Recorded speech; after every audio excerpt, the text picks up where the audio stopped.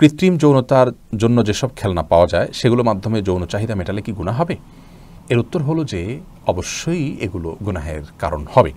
কারণ মানুষের যৌন চাহিদা এটা পূরণ করবার বৈধ যে উপায় আল্লাহ রাব্বুল রেখেছেন, স্ত্রী অথবা আও মালাকাত আইমানুকুম, এইটি ছাড়া অন্য কোনো উপায়ে যদি কেউ তার যৌন চাহিদাকে পূরণ করেন, সেটা হাতের মাধ্যমে হতে পারে, হস্তমৈথুন যেটাকে বা মাস্টারবেশন যেটাকে বলা হয়, অথবা কোনো আপনার সেক্স টয়েস যেগুলোকে আজকাল বলা হয়, অর্থাৎ যৌনতা সংশ্লিষ্ট খেলনা, এই খেলনাগুলো ব্যবহার করে যদি কেউ নিজের চাহিদাকে পূরণ করেন, যৌন চাহিদাকে পূরণ করেন, তাহলে সেটি গুনাহ হবে, হারাম হবে। এ বিষয়ে সারা বিশ্বের সমস্ত উলামা ইকরাম একমত। এজন্য এগুলো কেনা যেমন গুনাহের কথা, এগুলো বিক্রি করা এমন তেমনি গুনাহের কথা, বিপণন করা তেমনি গুনাহের কথা, এবং এগুলো ব্যবহার করা হোক গুনাহ এবং পাপের কথা।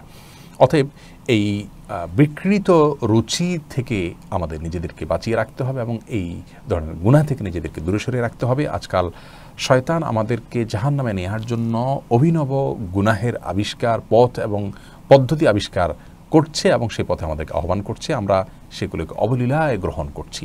আল্লাহ রাব্বুল আলামিনের দেওয়া সকল শক্তি এবং সকল নেয়ামতকে ব্যবহার করতে হবে তাঁর বাতানো পদ্ধতি অনুসারে, কারণ এগুলোর প্রত্যেকটি সম্পর্কে আল্লাহ তাআলার কাছে কিয়ামতের দিন আমাদেরকে জিজ্ঞাসাবাদের মুখোমুখি হতে হবে। বিধায় কৃত্রিম যৌনতার জন্য যে সমস্ত খেলনা পাওয়া যায় বা সেক্স টয়েস ইত্যাদি পাওয়া যায়, এগুলো ব্যবহার করে যৌন চাহিদা পূরণ করা যাবে না, এটি সম্পূর্ণ হারাম। এবং এগুলোর সাথে সংশ্লিষ্ট ব্যবসা বিপণনের সাথে যারা জড়িত আছেন তারা প্রত্যেকে কবিরা গুনাহে লিপ্ত হচ্ছেন।